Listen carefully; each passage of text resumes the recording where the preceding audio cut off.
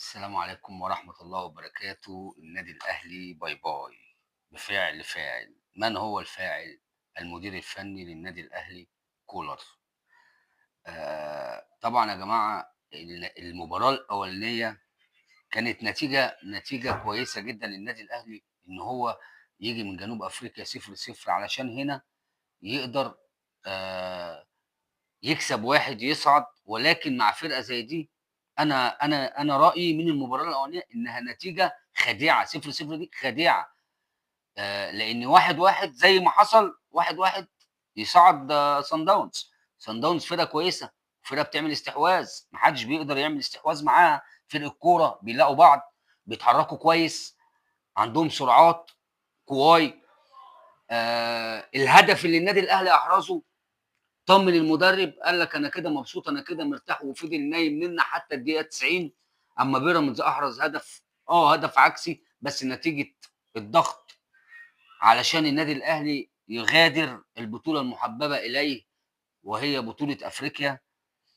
وطبعا الدنيا والعه في النادي الاهلي، وهايجه على المدرب، جماهيره هاجمت المدرب حتى اثناء المباراه. مدرب فكره محدود، مدرب اللعيبه نجوم عليه. آه معلش، انا شايف ان كولر في الفتره دي عامل مع النادي الاهلي زي هبله ومسكوها طبله.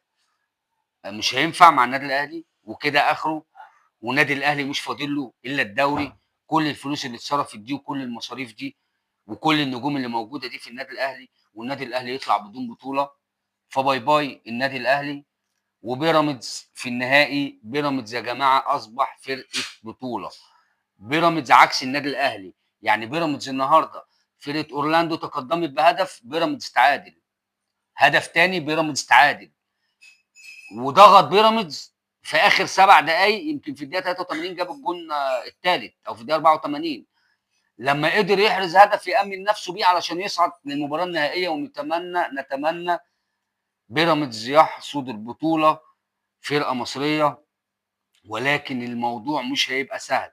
فرقه سان داونز فرقه كبيره، فرقه كوره، وفرقه يا جماعه ماشيه يمكن من 10 سنين. فرقه بيراميدز اللاعب اللي بيمشي بيجي زيه.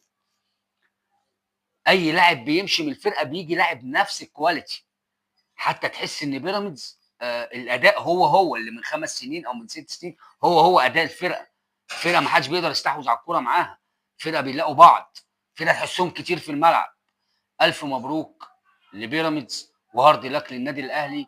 ونتمنى باذن الله بيراميدز يحصد بطوله افريقيا لمصر وللنادي ولعيبته والجهاز الفني.